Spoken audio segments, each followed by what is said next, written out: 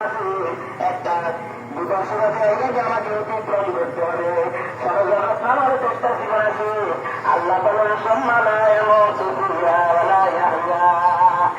বান্দা দুনিয়ার কোন ঈশ্বর বড় খাবার কারণে, দুনিয়ার কি ভালোবাসা হওয়ার কারণে, দুনিয়ার কোন জিনিসটা ধরে আমার দিকে বিলোপ করে রেখে দিয়েছে। এ বান্দা ওয়াউলা দুকুমা যিকরিল্লাহ ওয়া ইয়াফআলু যালিকা ফাউলাইকা হুমুল খাসিরুন। আল্লাহ তাআলা ইরশাদ ফরমান, এ বান্দা তোমাকে আমি আল্লাহ সন্তান দান করলাম। অনেকে সন্তানের অহংকার করে মানুষের সাথে ঝগড়া লাগাইয়া দেয়, ঝগড়া লাগাইয়া বলে আমার সন্তান অনেকগুলো আছে। যার সাথে ঝগড়া করে তার কোন সন্তান নাই, তার ছুটাইয়া মাটির সাথে মিশাইয়া দাও। আল্লাহ বলে সাবধান সাবধান, এমন অহংকার থেকে বিরত থাকা। কারণ তোমার যে সন্তান আছে, এই সন্তানগুলো আমি আরশের জমিনের মালিক আল্লাহ দিয়েছি। আল্লাহ বলেন আওলাদুকুমা যিকরিল্লাহ, তোমার সন্তানের কারণে যদি আমার ভুলে গেছ, সন্তানের আব্বা আব্বা বলে তুমি গালের মধ্যে চুমা দাও, মেয়ের জন্য মেয়েকে মা মা বলিয়া ডাকাও। ওইদিকে মসজিদের মুয়াজ্জিন সাহেব বলেন হাইয়া আলাস সালাহ হাইয়া আলাস সালাহ, আযানের আওয়াজ শোনার পরে মসজিদের দিকে তোমার মন কাঁদে না, মসজিদে যাওয়ার জন্য তোমার মনটা কাঁদে না, আমি আল্লাহকে স্মরণ করার জন্য তোমার মন কাঁদে না। এরে বান্দা, ওই সন্তানের মায়ায় পড়া আমার উপরে দিয়েছে, ওই সন্তান আমি তোমাকে দিয়েছি। তারপরে আল্লাহ তাআলা বলেন وأولادكما ذكر الله ومن يفعل ذلك فأولئك هم الخاسرون। তোমাদের সম্পদ হওয়ার পরে আমি আল্লাহরে ভুলে গেছ, আমি আল্লাহকে স্মরণ করা থেকে ভুলে গেছ, আমি আল্লাহর কৃতজ্ঞতা তোমরা ভুলে গেছ। এর বান্দা, যদি এমন খাসলাতের মধ্যে পতিত হও, মনে রেখো, স্মরণ রেখো, আখিরাতের জিন্দেগিতে তুমি কাউকে পাইবা না। এমন একটা জীবন থাকবে যেখানে তোমার পানির পিপাসা লাগবে, পানি পানি করে চিৎকার করতে থাকবে। রে বান্দা, যদি তোমার সম্পর্ক আমার সাথে না হয়, আল্লাহ ফিদু আলাইনা মিনাল মাই আও মিম্মা রাযাকাকুমুল্লাহ। আখিরাতের যে একটা জিন্দেগি আছে, আখিরাতের জিন্দেগির মধ্যে যারা মুত্তাকি হবে, যারা পরিষ্কার হবে, যাদের অন্তরে আল্লাহর ভয় থাকবে, আল্লাহর ভয়ে তারা কি করবে? গুনাহগুলো ছেড়ে দেবে, নেক কাজে শামিল হবে। আল্লাহ তাআলা ইরশাদ ফরমান, আমি আল্লাহ তাদের জন্য জান্নাতের ঘোষণা করে দিলাম। বন্ধুগণ আমার, আল্লাহ তাআলা বান্দাকে বলেন, বান্দা হায়াতের সম্পদ জীবনের জন্য তুই কিছু করে রে বান্দা। সরজগৎটার মধ্যে তোমার একটা জীবন আছে, ওই জীবনের জন্য তুমি একটু সঞ্চয় করেছো, কি অর্চয় করেছ? যদি তোমার সঞ্চয় ভালো হয়, আখিরাতের জীবন তোমার জন্য কল্যাণ হবে। আর যদি আখিরাতের জিন্দেগির জন্য কিছু জামানা যদি তুমি তৈরি না করতে পারো, তোমার জন্য ভয়াবহ একটা মুহূর্ত হবে। সেই ভয়াবহ মুহূর্ত কি? আল্লাহ তাআলা ইরশাদ ফরমান, আনফিদু আলাইনা মিনাল মাই আও মিম্মা রাযাকাকুমুল্লাহ ক্বালু ইন্নাল্লাহা হারামাহুমা আলাল কাফিরিন। পরজগতের অপরাধী হবে, সন্তানের ভালোবাসাই যে আল্লাহর স্মরণ থেকে, আল্লাহকে ডাকা থেকে মাহরুম থাকবে। সম্পদের মনে পড়ে, ভালোবাসায় পড়ে যারা আল্লাহর স্মরণ থেকে নারাজ হবে, আল্লাহ তাআলা বলেন ওই মানুষগুলো নেককারদেরকে দেখে, মুত্তাকিনদেরকে দেখে তারা আফসোস করবে আর তাদেরকে দেখে চিনবে, আমি তো এই দালানের মালিক ছিলাম, সেটা আমার গাড়ির ড্রাইভার ছিল, আমি তো মহলের প্রদর্শনী ছিলাম, আমার কথা সে অভ্যাস করত।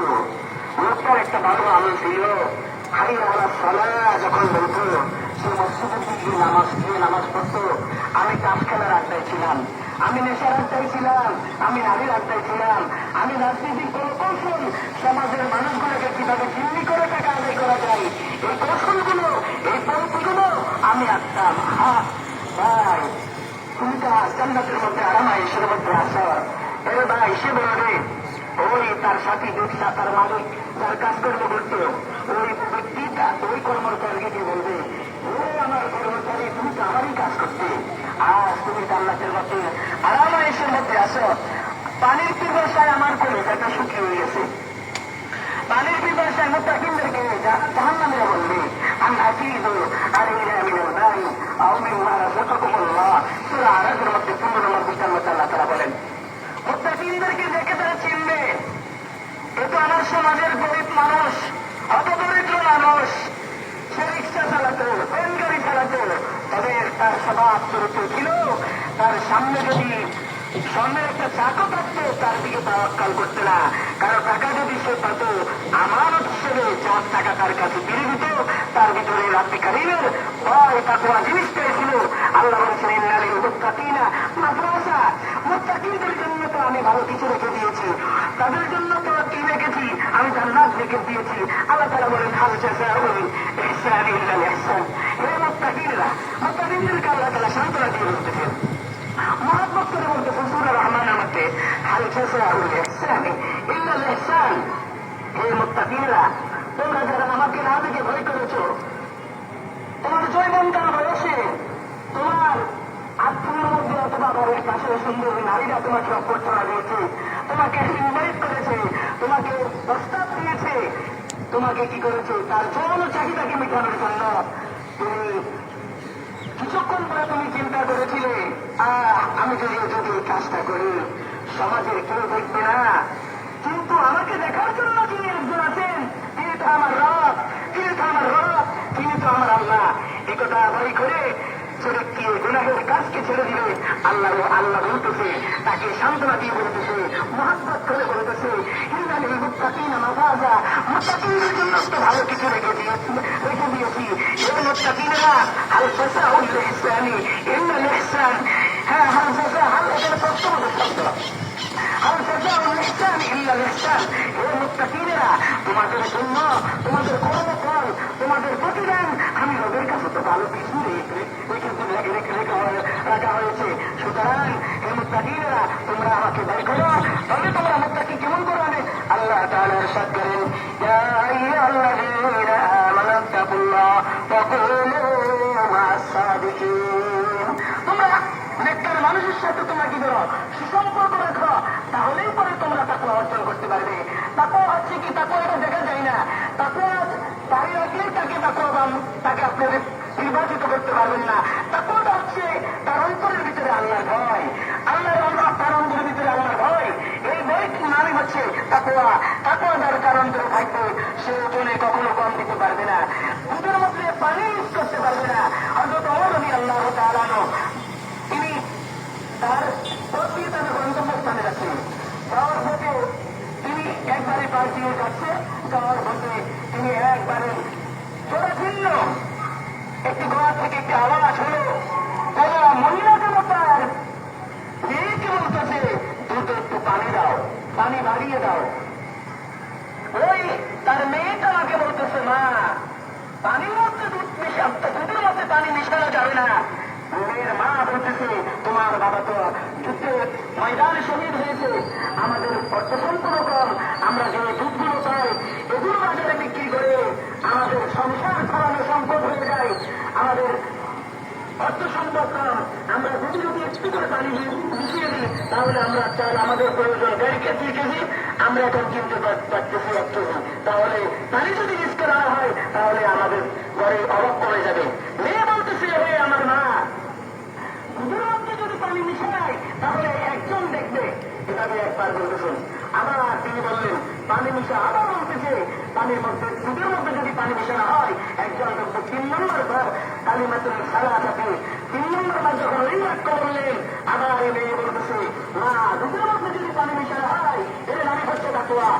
দুধের মধ্যে যদি পানি মিশানো হয় একজন দেখবেন। মা এবার তার প্রিয় মেয়েকে বলতেছে, তুমি একজন দেখবে, একজন দেখবে, একথা বলতেছ, সে একজনকে আমি জানতে চাই। সুবহানাল্লাহ। এবার মা বলল, এবার মেয়ে তার মাকে বলল, ও মা, দুধের মধ্যে যদি পানি মিশাই, এই পানি মিশালে কেউ দেখবে না, কেউ বুঝবে না, আর সে জমিনের মালিক যিনি আমার আল্লাহ, আমার আল্লাহ তার কুদরতি নজরে কুদরতি থেকে ছোটে এই দুধের মধ্যে পানি মিশালে তুমি দেখবেন। একটা ছোট মেয়ের মাঝে আল্লাহ তাআলা কি তাকওয়া দিয়েছেন। আল্লাহ তাআলা বলছেন এই তাকওয়াবান যারা হবেন, যারা তাকওয়া অর্জন করবে, আল্লাহ তাআলা বলেন তাদের জন্যই আমি রেখে দিয়েছি সফলতা। সেই সফলতা কি? জান্নাত। সেই সফলতা কি? জান্নাত। বন্ধুগণ আমার, বন্ধুগণ আমার, একটা ছোট্ট মেয়ের ভিতরে আল্লাহ তাআলা কি তাকওয়া দিয়েছেন। তাকওয়া মাধ্যমে আপনি কি করতে পারবেন? আমানত আপনি রক্ষা করতে পারবেন। আমানত কি?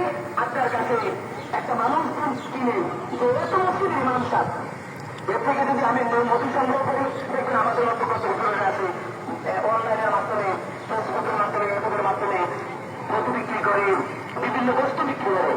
এই মানুষগুলো যারা ইসলাম প্রেমিক, ধর্ম প্রেমিক, তাদের বিশ্বাস এই হুজুর, এই মসজিদের ইমাম সাহেব, মুফতি সাহেব কখনো আমাকে ঠকাবে না, কখনো আমাকে ঠকাবে না। এই বিশ্বাস তার অন্তরে আছে। এই বিশ্বাস কি আছে? তার অন্তরে আছে। এজন্য আলেমদের প্রতি বিশ্বাসটা আছে কেন? ধর্মীয় মূল্যবোধ থেকে এখন আপনাকে বিশ্বাস করে সমাজের মানুষ। সমাজের মানুষ বিশ্বাস করে আপনার থেকে কি করে দুধ সংগ্রহ করে। এই মানুষগুলোকে আপনি নির্বিচারে দুধ দেওয়া, এটা হচ্ছে মুসলিম হিসাবে আপনার জন্য আমানত।